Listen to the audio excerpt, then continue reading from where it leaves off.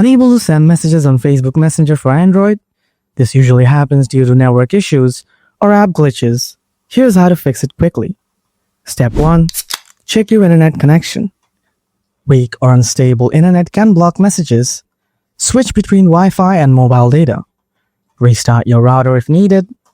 Step 2. Verify account status. The person you're messaging might have deactivated their account. If so, messages won't go through. Step 3.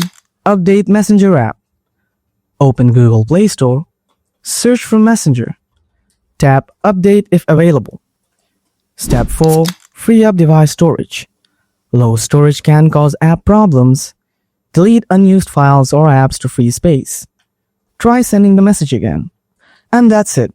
Hopefully, one of these steps fixed your Messenger messaging problem. If you found this video helpful, please give it a thumbs up and hit that subscribe button so you don't miss out on more easy tech fixes. Got questions or still stuck? Drop a comment below. I'd love to help you out.